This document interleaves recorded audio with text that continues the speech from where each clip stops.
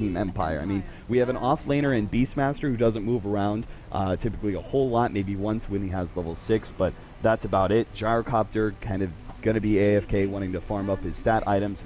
We don't know what that mid is just yet, but it feels like Team Empire are actually not going to play a whole lot of aggression, at least in the first 15 minutes. Yeah, the Shadow Demon I think is also a response to that style where if the Storm Spirit rolls in and it's not on the Shadow Demon, then he'll just disrupt to save whoever.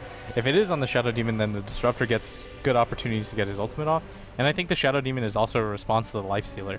You don't want to roar a Lifestealer. Like, it just doesn't do anything, it's not damage, but you can just purge him and kite around him. Like, that's one of the better things to do. And so I think it's a good pickup overall.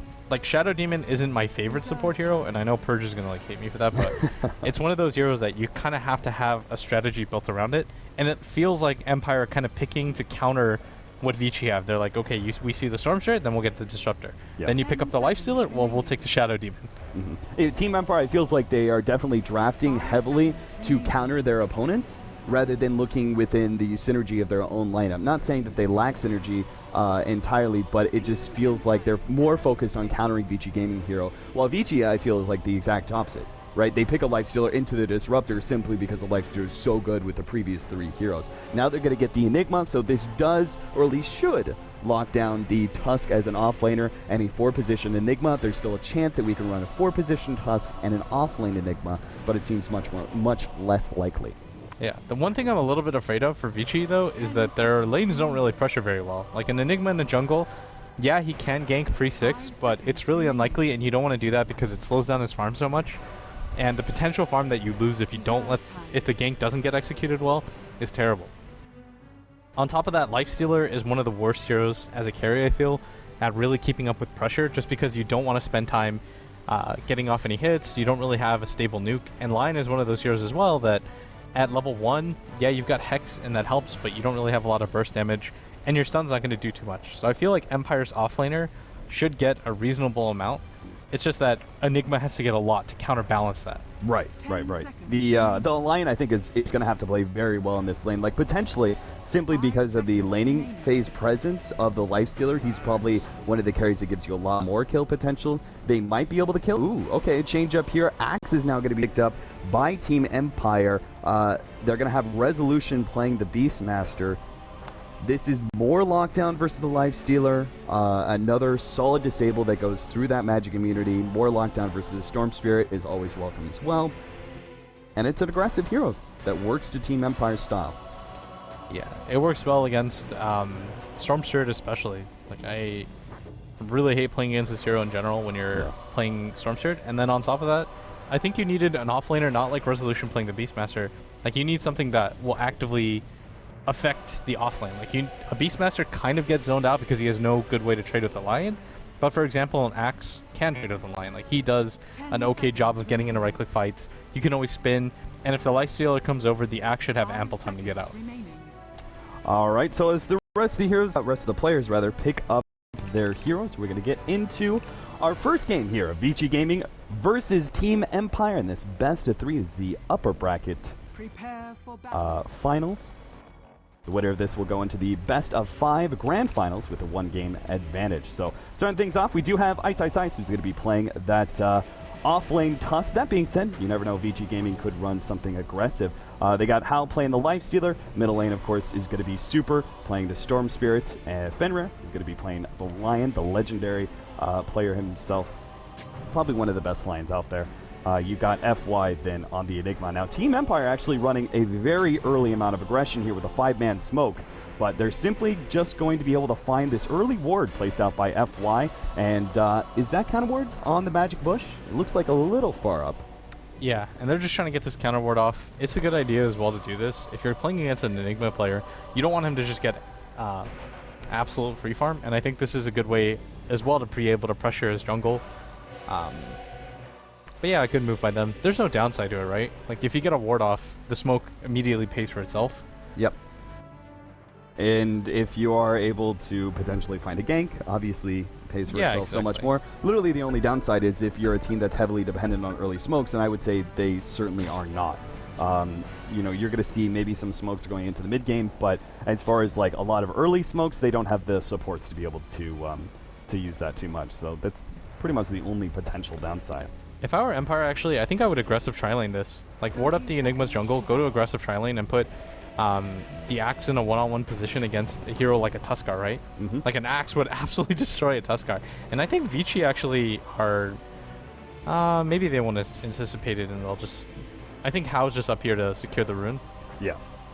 If they feel like an aggro tri-lane is going on, Vici Gaming, their best bet is probably to dodge.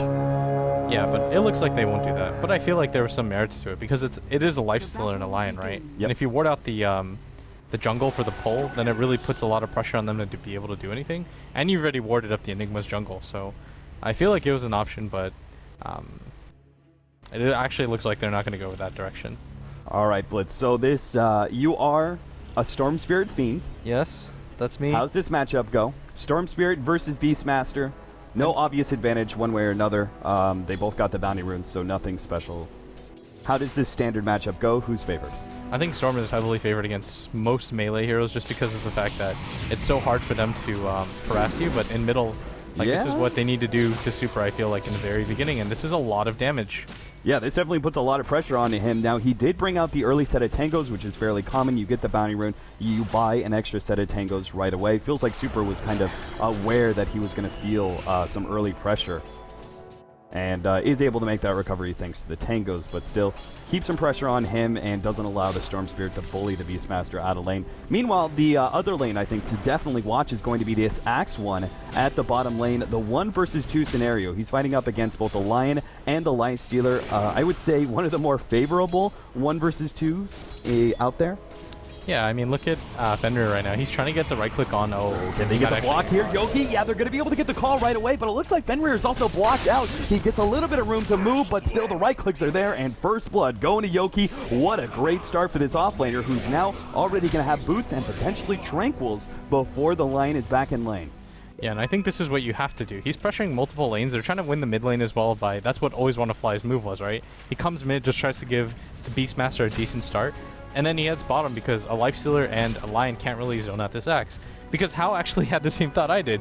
Remember, he was at the top lane thinking, oh, they're going to aggressive tri-lane and they're going to let Yoki one-on-one. Let's try to dodge this.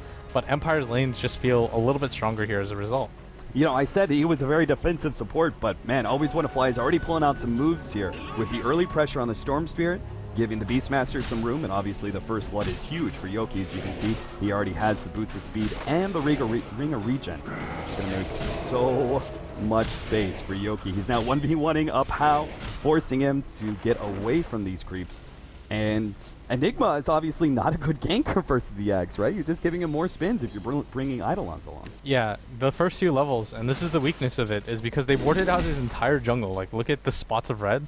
He doesn't really have much to farm, and look, he just hit level 2 right now, and this is like the timing normally to hit like level 4, but he's just hit level 2 as a result, and you don't want to pressure. Like, if he comes to gank at level 3 and it fails, then his game, it feels ruined at that point, because it's going to take him so long to get online.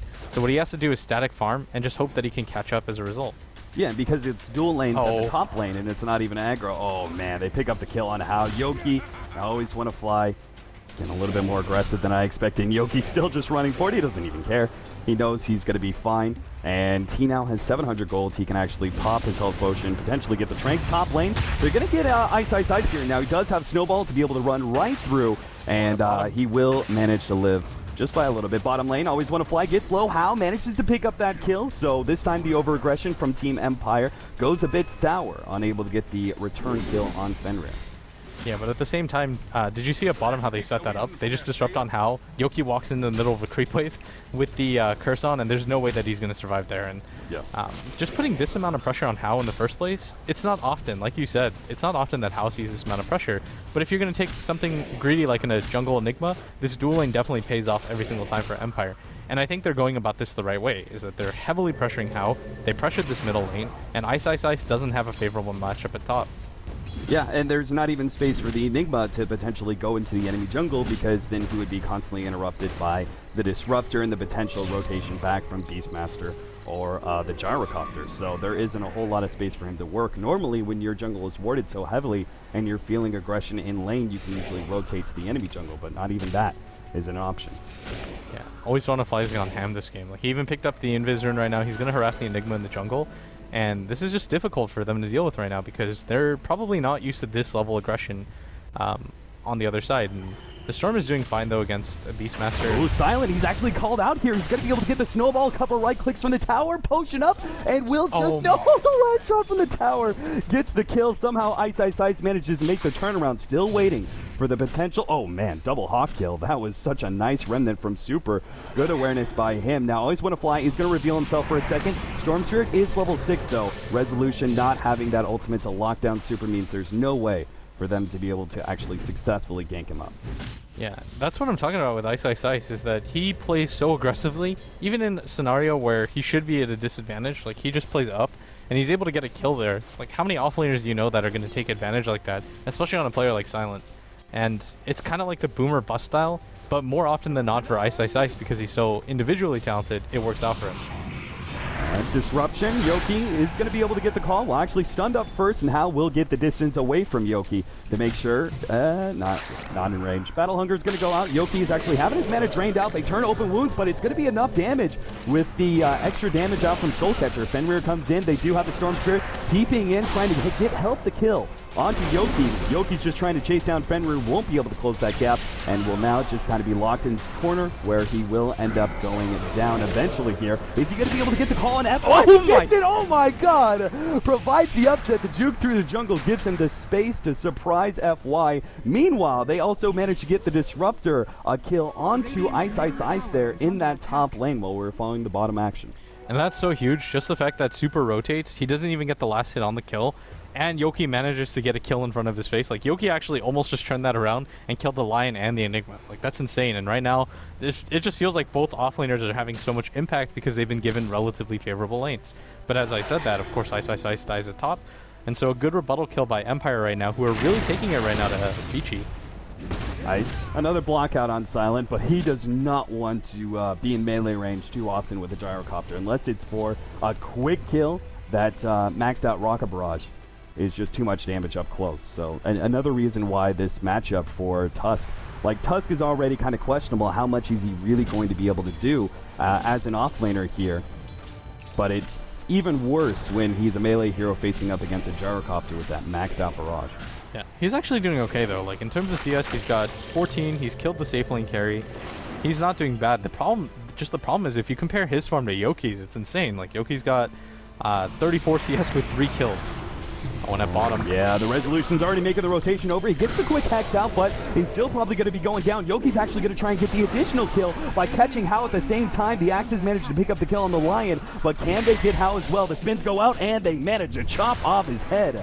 Another one going down, but Ice Ice Ice at the same time. He managed to get a kill on the Disruptor at the top lane. Every single time, Ice is either dying or getting kills while action is happening at bottom. Yeah, I don't even understand how he gets that kill. Like, I was focused on bottom thinking, oh, there's no way he's in a 2-on-1 scenario against the Disruptor. Yep. And he just keeps doing it is the insane part. Like, he just keeps getting kills. And I guess we just have to keep watching that area because this is typically not something you'd see. And at top, there's such a heavy commitment, and the TP's coming as well. Yeah, Silent pops the Rocket Barrage right before the snowball hits him. Almost does enough damage to finish off Ice Ice Ice. The Rocket Ball! Oh, nice. Flat Cannon is able to finish him off. Now can he actually get ahead? He's got Phase Boots, Magic Wand. He's trying to get ahead of Hal, but Super's coming in from the side. Sorry, Silent. You're not getting away from that one. Yeah, and a good move to get the kill, but at the same time, you're dying again for the offlaner, and that's space if you're Ice Ice Ice. The problem, though, is, again, it's the fact that Yoki is doing so much better than you. Like, Yoki's had an unreal game. He's 4-1-1, and it's not just him, right? It's always one of Fly's rotations around the map. The lockdown Super. He's going to end up falling in the middle lane. Good pick off there. The glimpse into the Beastmaster ultimate. And that now gets Aloha Dance to his level 6. The Static Storm, as we said, is going to be so key for keeping the lockdown on Storm Spirit. Yoki is going to try and chase down FY. Of course, the Eidolon's not going to be too effective. Yoki gets close enough. They do try to get the block up, but what a Static Storm out from Aloha Dance. Going to be able to ensure the kill on FY, and potentially Ice Ice Ice running back to that Tier 2 tower, but will be able to survive for the time being. Empire making some heavy commitment past that Tier 1, but simply put, Vici Gaming can't punish them. Ice Ice Ice is actually really slowed, but Resolution doesn't seem like he wants to go for this, and On the backside. Yeah, he's trying to get onto Resolution right now. The snowball is going to come in. The disruption will help out, but as he comes back out, the static remnant should be enough damage, and Empire don't really have a response as they're in the river. They realize that they're too far forward. Oh, they actually get the right click, picking off the Shadow Demon. Now Yoki is blocked away. What a beautiful setup from Ice, and sure enough, it took a little while, but finally Vici Gaming do manage to punish Empire for being so aggressive and diving deep past that tier 1 tower. Yeah, that was just a little bit too aggressive by Empire. They didn't have the best way to initiate that fight either. I think after they got the kill in the jungle, they, #1 should have just been get out as safely as we can as a group. But it was just a little bit too difficult considering the position they were in. The good news for Empire, though, is because they pressured so much, FY actually has nothing. Like, how many games has it been since you've seen an Enigma this poor and this under-leveled in a game, right? Yeah. Like, he just hit level 6. That's a 4-minute level 6 typically if you don't get your jungle harassed at all. This is just dirty. This is dirty right here, Blitz. They've got FY and How. If Silent happened to be in range, they just snowball in and easily kill him. But with this smoke, oh no. The smoke actually popped, and How, they're not going to be able to find that kill. Silent, who's got, well, he's actually, I was going to say top net worth, but look at that. Despite the fact that they had those deaths in middle lane, Silent is just evened up with both the Axe and the Beastmaster. Things looking good for Empire. Silent still getting caught here. The Black Hole, he's going to hold him in now. How trying to get off the other side, but a beautiful disruption will save him from the right clicks as well as that snowball is coming in. Silent drops the ultimate, trying to slow down How as much as possible. Will be able to keep one step ahead of him. The damage is not quite enough. He will live, and now How may actually die. Always want to fly, gets another poison, but it's not going to be enough. Ice actually dropping low. Another poison put on him. Always want to fly. Can he land that extra one? He throws it out. It lands. Ice, he's going to die. Nicely played by Always Want to Fly. But How? He wants some vengeance. He's going to be able to get on top of that support. Right click, gets the kill. Can he get out though? The Soul Catcher is on him. It's not enough damage. He will get away. Empire not rotating fast enough to get a turnaround kill because, as always, there was action elsewhere. They had the Lion going down inside the enemy jungle. Yeah, and he definitely didn't think that anybody would be down there just because of the heavy rotations at the top, and he felt like that was going to split the map up. And it doesn't even feel like either of these teams are playing sloppy cap. It feels like they're both playing this controlled aggression, and they just really know what to do. And that rotation at top, I Always Want to Fly to save Silent. I mean... Oh, Resolution. You're playing a very dangerous game here, my friend. He's trying to get to FY, right, but he knows. He's like, oh, this was the wrong play. The best he can hope for is getting a kill on FY, and he does get it. The axes go out. Not really worth it. Maybe it is. As How slows down, he's already popped the Rage, and Silent's right on top of it with Rocket Barrage. But here comes the rebuttal. Vici Gaming going to be able to just steamroll through that one. Silent. Vici Gaming are realizing, I think they're adapting pretty well, right? They go, hey, Empire, they're diving past towers a lot. They're bringing a lot of heroes into the fold to go for these kills. Let's group up a little bit. And, you know, a hell of a response there in the top lane. Still a fine trade-off, though, I would say, for Empire. 2 for 2. Yeah, the problem right now is that Empire are farming a little bit more with stability. Like, there was no reason for Resolution to really have to do that, but still, at worst, it's a 2 for 2 trade, and the normal aggressive maneuvers that you see by Vici that usually just kind of run over teams is be counteracted by the fact that Empire is constantly on top of their toes. They're the ones trying to make things happen for better or worse, and it's really paying off for them, I feel. Like, they're just getting pressure on the map. Again, FY, still only level 7 at 12 minutes in. Like, they've just done such a good job of pressuring him especially. Tier 1 tower going to be falling soon. In fact, they're going to go for the deny here. The boar, he'll see what's happening, but he's not going to be able to get the kill. Good attempt, but the deny still goes out from How. Yeah, and at this bottom lane, Yoki just continues to farm. He's got a Vanguard fully completed, almost a Blink Dagger as well, and once that comes online, I just feel like initiations are going to become so much easier for them, and it's going to be hard for Vici to be able to do anything. The combination of the Disruptor with the Axe as well is just insane. Like, you can't really help out whoever gets caught in the call. They're going to go for How here. Whoop. Disruption, instead to get the purge, holding How in. The Rage is going to run out soon with that ultimate being dropped by the Gyrocopter. They'll get him low, but can't slow him down enough. FY at the same time is on the front fold. They do have the snowball in onto a Aloha dance. Ooh, good disruption out from Always Want to Fly. Can they get off the static storm? Nicely placed.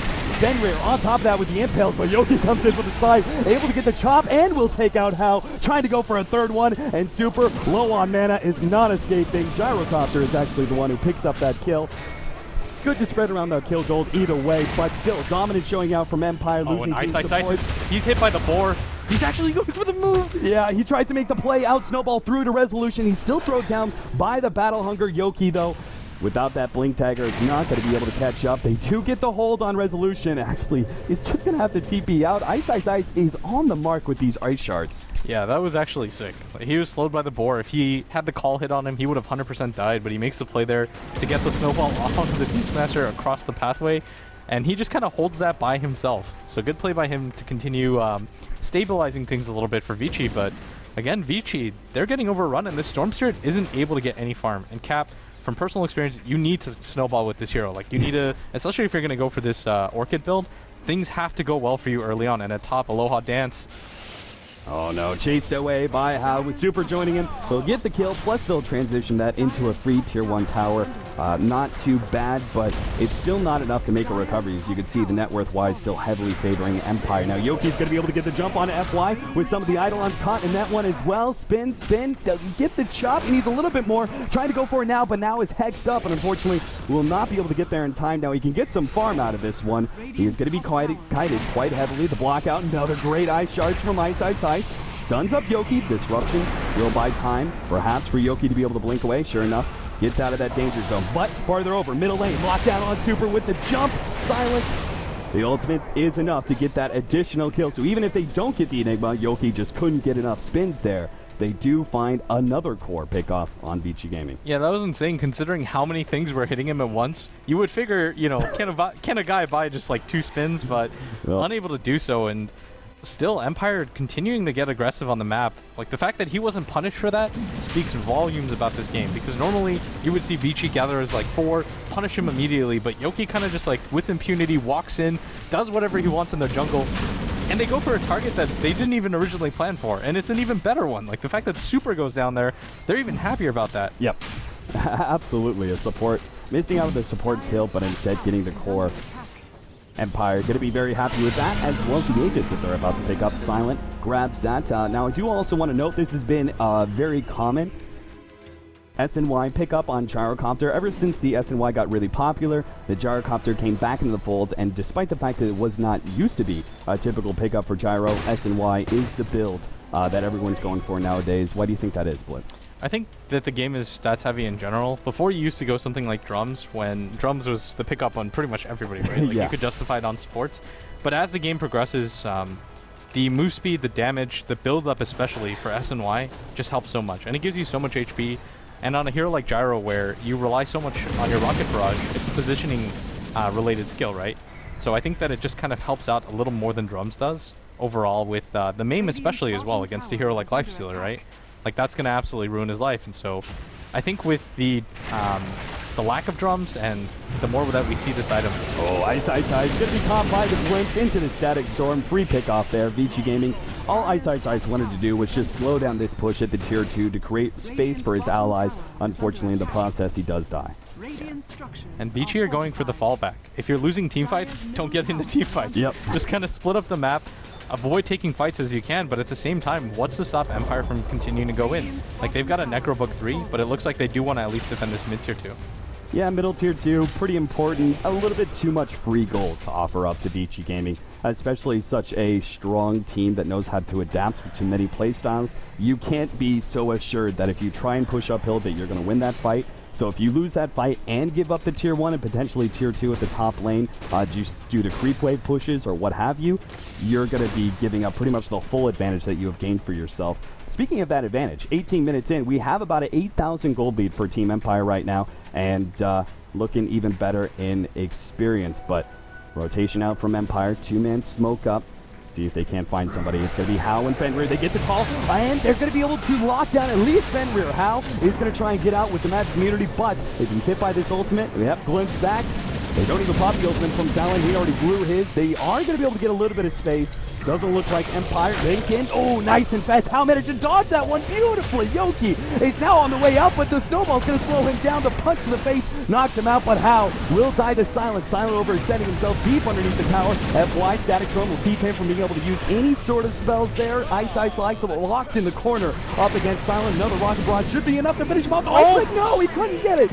Rocket Barrage gets the kill, but Super will make sure that finally that Aegis is burnt. But is it going to cost him a lot? They don't have any lockdown lockdown versus Super. He's got plenty of mana. Looks like he should get out. More TP's in. Fenrir, maybe this wasn't your play, my friend. Silent puts himself right next to the trees where the rocket barrage takes him out. Triple kill for Resolution, 15-26, and it's looking like, Blitz, that Empire are gonna take this first game off, especially if they could get the carry again. How? Gets glimpsed back, but he's still got that rage to fall back on. Yeah, and How actually pops his buyback as well, assuming that the rest of his fight is going to go on. I know like what Fenrir right there did looked really clowny because he went in, but he expected everybody else to come, and this might be too aggressive by Vici. Yeah, How trying to man up against Silent, but he's got way too many stats, and if he slowed down any further, the board is keeping him in check. Fortunately, though, well, they do actually get a nice icicle shards. Once again, he pulls in Super, but oh, that Glimmer Cake, such a pesky item. Very nicely played by Aloha Dance, saving his ally and TPing away to save himself. Yeah, now Hao's buyback doesn't pay off at all, and he's getting progressively further behind in farm. And again, the Storm Spirit, now he's trying to transition into the Bloodstone. I think this is the correct choice considering the pace of the game. You just need to get into a farm battle, right? Like, even if Orchid would have been better 8 minutes ago, you can't really worry about that kind of stuff. You have to just go for Bloodstone. Get it as quick as you can. The disruption gonna buy. Always want to fly some time, but this is a sacrifice. If he can actually set up a lot for Silent, no, Silent says, nope, I'm out. There are too many members of Vici Gaming unless I get some help. And they do manage to lock out Silent. Resolution helps get that kill. The black hole going on to Silent, but he's already got Ice, and they're simply not at his advantage. Ice. He's actually goes down. Silent is gonna almost fall. The finger of death, not quite enough to finish him off. The Enigma will go down. Fenrir also to fall. Man, Vici Gaming just cleaned up one after another. Fenrir gets a little bit of space, but it seems like eventually one of these abilities is going to hit him. It's going to be the Glimpse. 4 down, and only How alive. There's no way he defends a tier 2 by himself, and Empire could even think about potentially poking uphill a little bit. And how many games have you seen where Vici actually get overrun like this? Like, typically they're the ones that are the aggressors that do a lot, but it just feels like there's not a whole lot that can be done right now to stop this. And poor Aloha Dance. Never mind. Again, poor Aloha Dance. Yeah, poor Aloha Dance. He's actually going to be able to get the kill onto How with the glimpse back, and the hold in. How falls. He tried to just clear out some of those creeps infested inside the Necronomicon, clear through the wave, maybe get a pick off on the support, but it cost him dearly. Another death there. The blink forward, going to be able to catch Ice. He gets the walrus punch on the Yoki, and they do snowball to the side, trying to get away, but held in by the kinetic field. Aloha Dance and Always Want to Fly. The two supports are just playing superb here in this game number 1 against Vici Gaming. Yeah, and Empire, is this going to be the first game that Vici actually losing this patch? It's starting to look like it right now. Yeah, they managed to get the call. Super's going to go down again. They have still the roar from Resolution to lock down another hero. That's going to be a free kill on the Fenrir, and Empire just swarming the enemy base now. FY has nowhere to run to, nowhere to hide. 5 down, and Vici Gaming call it GG by 21.5 minutes in. An insane performance by Team Empire. What else do you use for this? Like, dominant. Look how excited they are to take one game off of Vici Gaming. Like, I didn't see these guys this happy when they won MLG, but they're going insane.